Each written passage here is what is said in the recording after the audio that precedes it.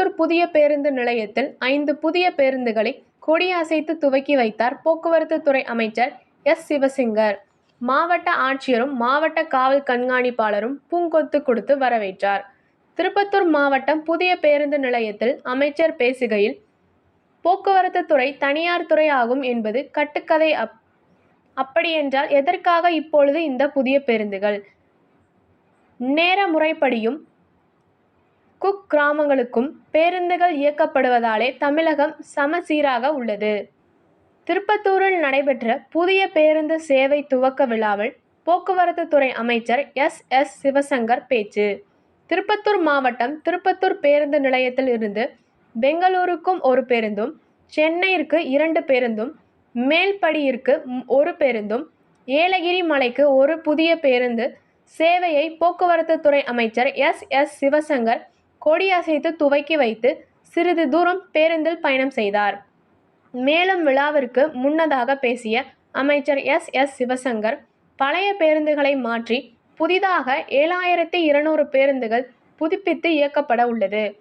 எதிர்க்கட்சியினர் புதிய பேருந்துகள் வரவில்லை என்று கூறுகின்றனர். அவர்களின் பார்வைக்காகவே அனைத்து மாவட்டங்களிலும் இதுபோன்ற புதிய பேருந்து சேவை நிகழ்ச்சிகள் நடத்தப்பட்டு வருகிறது.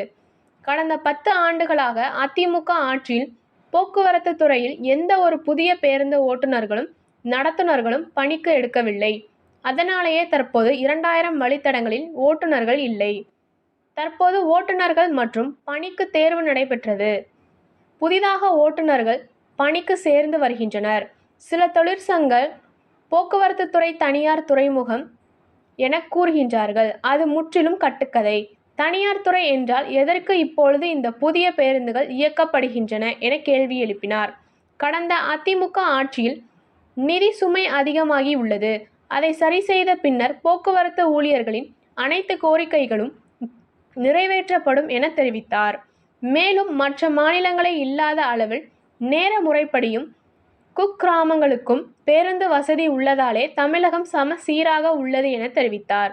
மேலும் இந்த விழாவில் மாவட்ட ஆட்சியர் க. தர்பகராஜ், மாவட்ட கண்காணிப்பாளர் ஆல்பர்ட் ஜான் மற்றும் ஜோலார்பேட்டை சட்டமன்ற உறுப்பினர் க. தேவராஜ், திருப்பத்தூர் சட்டமன்ற உறுப்பினர் ஆ. நல்லத்தம்பி மற்றும் ஆம்பூர் சட்டமன்ற உறுப்பினர் வில்வநாதன், திருப்பத்தூர் நகர செயலாளர் எஸ். ராஜேந்திரன், மாவட்ட துணை செயலாளர் டி. மோகன் மற்றும் கழக நிர்வாகிகள் பலரும் கலந்து கொண்டனர். இதில் போக்குவரத்து துறை அதிகாரிகள் பங்கேற்றனர். நன்றி.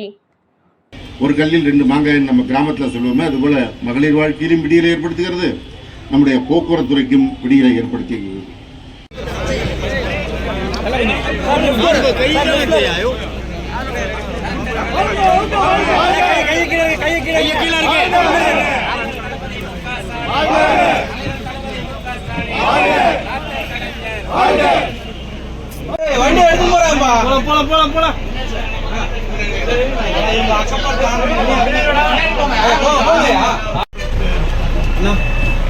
சார் அப்படியே கொஞ்சம் போயிட்டே இருங்க.